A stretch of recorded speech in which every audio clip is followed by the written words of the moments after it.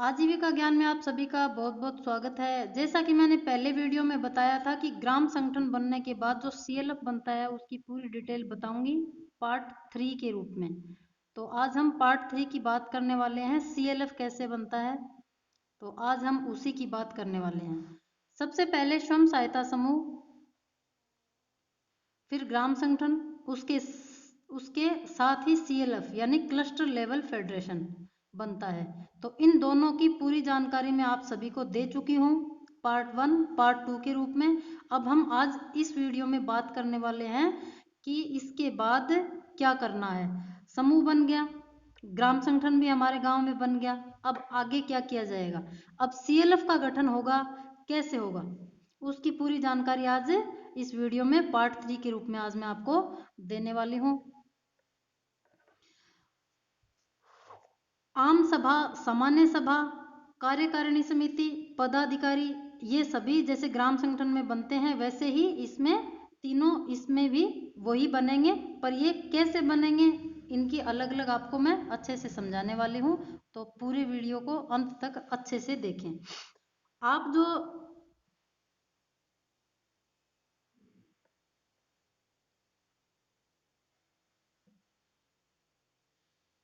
आप पूछेंगे कि ये क्यों ऐसे कैसे, ये तो ग्राम संगठन में ही होते थे। जी हाँ, चीजें सभी वही सेम होने वाली है, लेकिन कौन सी महिलाएं इसमें कहाँ होंगी, किन महिलाओं को कहाँ पर चुनना है, ये सभी बातें आपको जाननी है।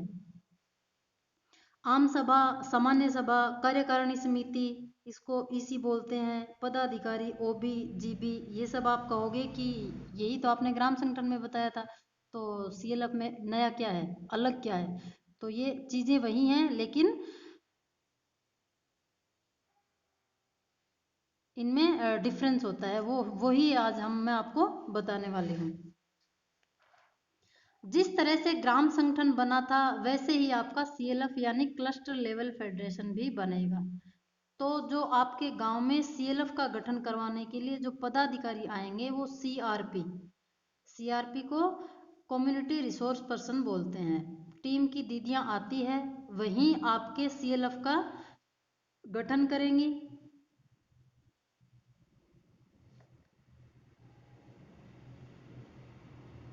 यानी जैसे ग्राम संगठन बनाया था वैसे ही सीएलएफ बनाएंगे।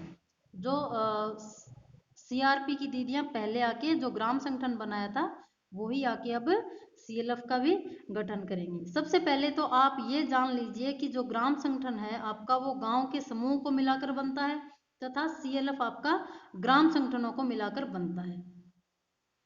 उसी तरह जैसे समूह के ऊपर ग्राम संगठन होता है, ग्राम संगठनों के ऊपर सीएलएफ यानी क्लस्टर लेवल फेडरेशन होता है। समूह जो होते हैं वो एनआरएलएम की सबसे छोटी इकाई है, उससे ऊपर ग्राम संगठन, उसके ऊपर सीएलएफ, ऐसे करते करते इकाइयां बड़ी होते होते स्टेट से एनआरएलएम तक जुड़ी होती है। समूह आपके गांव की महिलाओं के बनते हैं, फिर उनके उन समूहों में से कुछ महिलाओं को चुनकर गांव में ही ग्राम संगठन बनता है। एक गांव में एक ग्राम संगठन या दो ग्राम संगठन भी हो सकते हैं। एक ग्राम पंचायत में दो या तीन या चार ग्राम संगठन भी हो सकते हैं। अगर ग्राम पंचायत में गांव ज्यादा हो तो जैसे तीन चार गांव हो एक ग्राम पंचायत में, एवं गांव बड़े हों तो तीन चार ग्राम संगठन भी हो सकते हैं। वैसे तो ज्यादातर एक गांव में एक ग्राम संगठन ही होता है। अगर समूह ज्यादा है, गांव बड़ा हो तो एक से ज्यादा ग्राम संगठन बनाए जाते हैं, नहीं तो एक ही ग्राम संगठन होता है। तो जैसे समूहों को इकट्ठा करते हैं ग्राम संगठन के गठन के लिए, वैसे ही सीएलएफ के गठन के समय ग्राम संगठनों में चुनी हुई महिलाओं को बुलाया जाता है। मीटिंग होगी और उसमें से कुछ महिलाओं को चुनकर सीएलएफ बनाया जाता है। तो अब ध्यान से देखिए, सीएलएफ की गठन की पूरी प्रक्रिया जान लेते हैं। सीएलएफ यानी क्लस्टर लेवल फेडरेशन। सीएलएफ क्या होता है, क्लस्टर लेवल फेडरेशन होता है। उसमें भी जैसे ग्राम संगठन में होती है वैसे ही आम सभा, सबसे पहले आम सभा होती है, जीबी बोलते हैं उसको। कार्यकारिणी समिति ईसी होती है, एग्जीक्यूटिव कमेटी। फिर उसके बाद पदाधिकारी चुने जाते हैं। जैसे ग्राम संगठन में चुने गए थे वैसे भी इसमें भी पदाधिकारी चुने जाते हैं, उनको ओबी बोलते हैं, office bearer. Cluster level federation को हिंदी में संकुल स्तरीय समिति कहते हैं। इंग्लिश में क्लस्टर लेवल फेडरेशन, इसको छोटा करके बोला जाता है CLF, जो बोलने में आसान भी हो जाता है। इंग्लिश में बोलते हैं क्लस्टर लेवल फेडरेशन, हिंदी में कहते हैं संकुल स्तरीय समिति, और छोटा करके इसको CLF बोल देते हैं ताकि आसानी हो जाए, बोलने में सबको समझ भी आ जाए। आपके गांव में जब CRP की दीदियां आएंगी तो आपके गांव में बने ग्राम संगठनों की महिलाओं को इकट्ठा करेंगी एवं वहां CLF की प्रक्रिया शुरू की जाएगी। आपने पिछले वीडियो में देखा होगा कि सभी समूह में से 2-2 महिलाओं को चुना वो कार्यकारिणी समिति में आती है। ये ग्राम संगठन में होता है, तो जो ग्राम संगठन में कार्यकारिणी समिति में महिलाएं होती हैं वही सब CLF में आम सभा यानी सामान्य सभा में आती है। दोबारा बताती हूँ, अच्छे से समझ लीजिए कि जो आपके ग्राम पंचायत में जितने भी ग्राम संगठन बने हुए हैं उनमें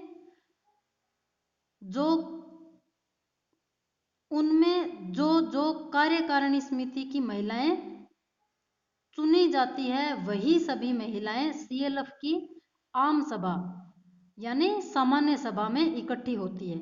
जैसे ग्राम संगठन में सभी समूह की महिलाएं इकट्ठी हुई थी वैसे ही इसमें CLF में सभी ग्राम संगठनों की महिलाएं जो 2-2 चुनी गई थी वो आम सभा में इकट्ठी होती है, सामान्य सभा में इकट्ठी होती है। ग्राम संगठन की कार्यकारिणी सभी समितियां भी CLF की आम सभा GB होती है। GB यानी जनरल बॉडी, सामान्य सभा।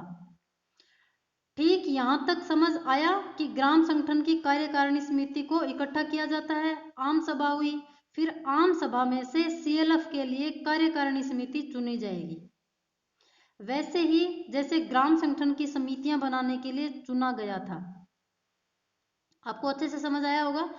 ग्राम संगठन में जो समूहों को मिलाकर सारे समूहों को बुलाया गया था आम सभा के लिए, वैसे ही CLF में सारे ग्राम संगठनों की जो कार्यकारिणी समिति जो चुनी गई थी 2-2 महिलाओं को इकट्ठा करके, जो 25-30 महिलाएं जो भी मेन होती है, अध्यक्ष सचिव, उन सभी महिलाओं को बुलाकर एक जगह इकट्ठा किया जाता है CLF में, और वो CLF की आम सभा होती है।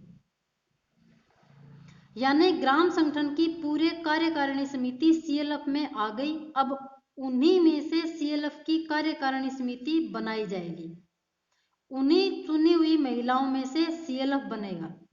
जो चुनी हुई महिलाएं हैं, जैसे ग्राम संगठन में 2-2 महिलाएं चुनी गई थी, वैसे ही जो CLF में ग्राम संगठन की चुनी हुई महिलाएं आती है, कार्यकारिणी की चुनी हुई महिलाएं आती है, उनमें से 2-2 महिलाएं या 1-1 महिलाएं चुनी जाती है, उन सबसे ही CLF बनेगा।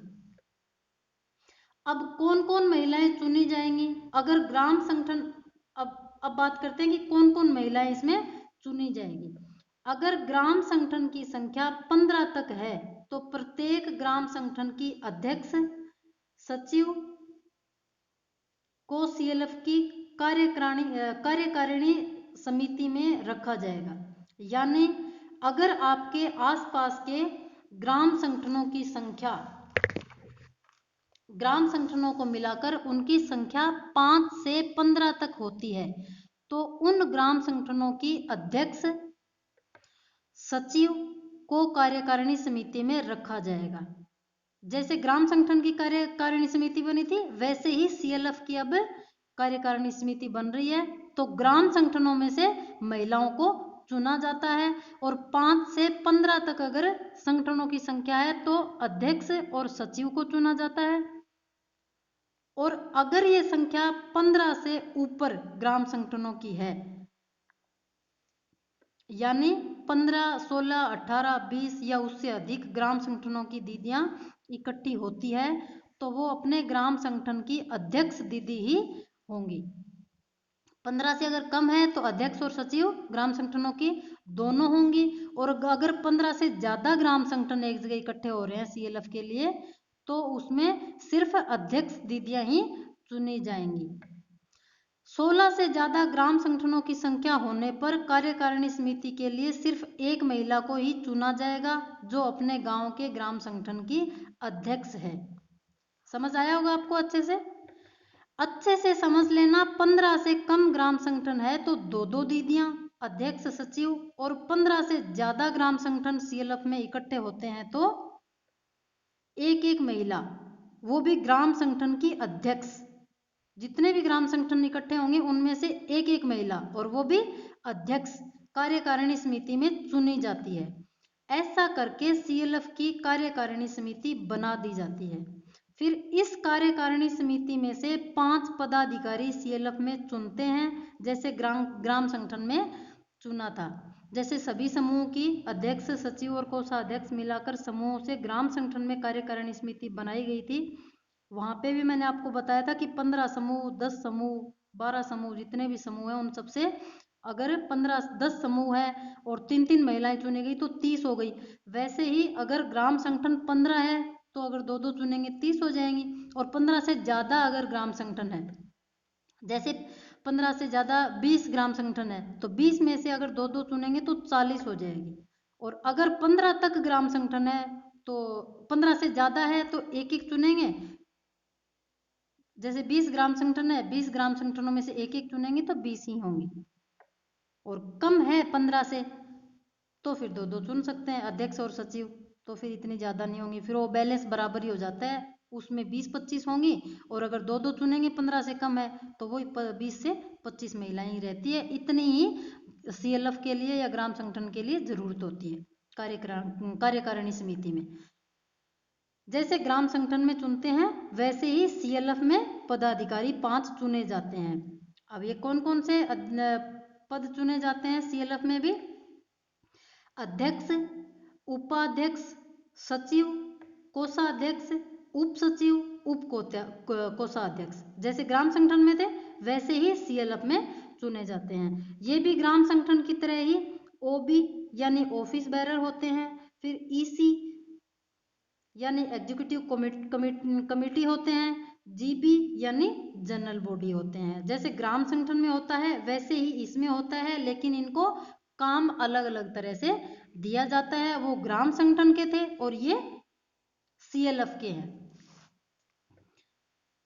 फिर सीएलएफ में भी कार्यकारिणी समिति में से एक महिला को चुनकर उप समितियां बनती है। जैसे सामाजिक हिंसा को रोकने के लिए, शराब पीकर हिंसा जो होती है, घरेलू हिंसा कई तरह की जो होती है, बैंक लिंकेज भी जैसे ग्राम संगठन की बनती है वैसे ही सीएलएफ की अलग बैंक लिंकेज होती है, क्योंकि सीएलएफ में तो काम भी बैंक से रिलेटेड ज़्यादा बढ़ जाता है। अब ग्राम संगठन में तो समूहों का काम है, समूहों को देखना है, तो वहाँ तो थोड़ा कम काम होता है। सीएलएफ में ग्राम संगठनों का काम हो जाता है। ग्राम संगठन के अंडर अब आप सोचो ग्राम संगठनों के अंदर कितने सारे समूह होते हैं, तो काम बहुत ज़्यादा हो जाता है, इसलिए बैंक लिंकेज का काम भी ज़्यादा बढ़ जाता है। और ये जो अलग अलग समितियां बनाई जाती है सामाजिक हिंसा रोकने के लिए, और भी कई तरह की समितियां बनती हैं, उसमें बहुत ज़्यादा काम होता है। कृषि संबंधी, स्वास्थ्य, शिक्षा, साफ सफाई, पोषण, रोजगार आदि के लिए अलग अलग समितियां बनाई जाती है। उन सभी को इन समितियों के तहत नौकरियां भी डे एनआरएलएम की तरफ से समय समय पर दी जाएगी। डे एनआरएलएम की पूरी डिटेल की वीडियो चैनल पे डली हुई है, देख लीजिए।